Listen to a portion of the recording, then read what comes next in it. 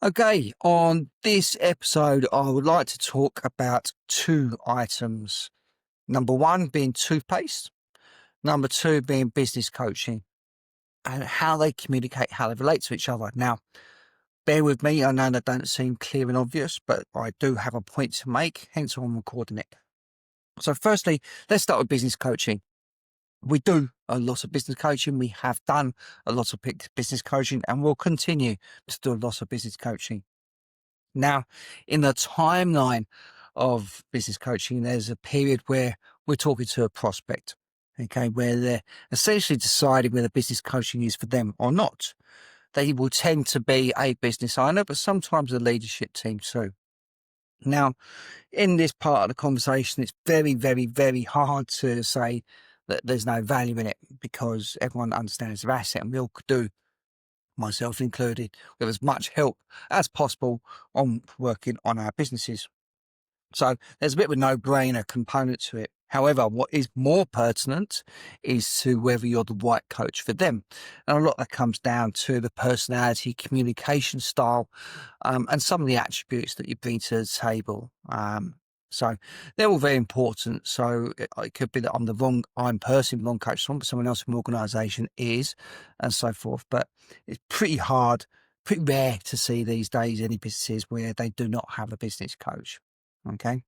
However, something else also happens in the journey of the prospect. And sometimes we get a no. We get a no for now. Okay. So it isn't a case of we disagree with business coach and we can't see any value in and having this help. Of course, that's not the case. But we do get a no for now. And it's usually on the premise of three reasons. One of three reasons, or all three.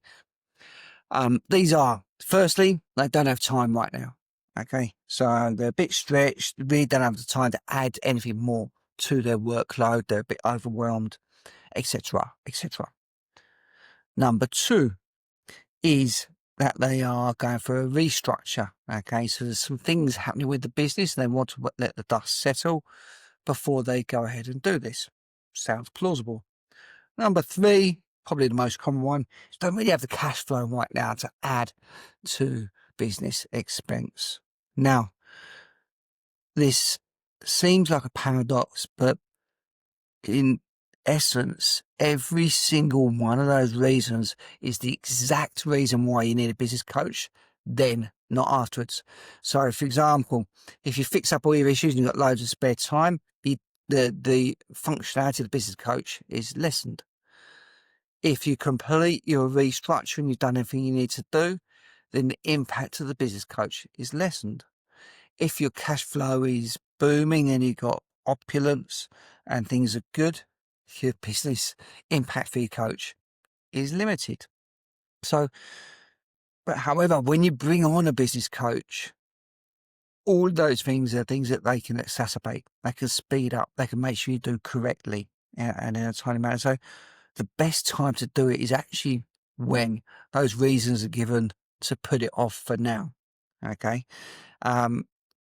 If this relates to yourself, it doesn't have to be with us for business coaching, whoever you're speaking to about business coaching, if they're your reasons not to do it, you're missing a trick. You misunderstand the benefit of the business coaching.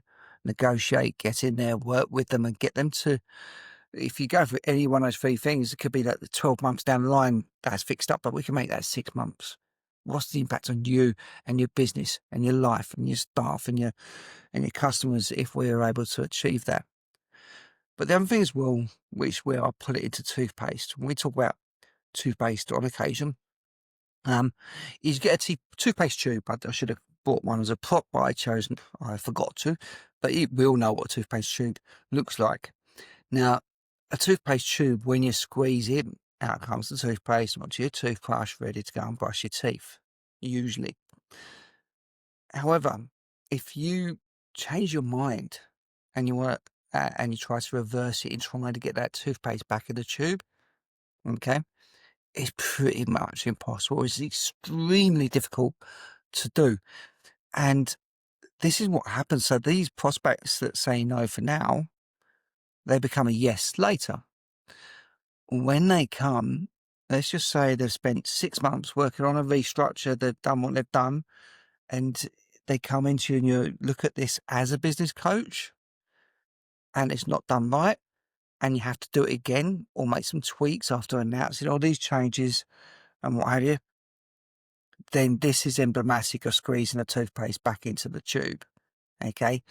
We've missed a trick. It's kind of too little too late. Okay. You need the involvement of these people and organizations at those key times prior. So they're part of your process, part of your validations and part of your theories. Okay. So that is how those two things relate. And if you want to know more information, please reach out to me at any time. Thank you.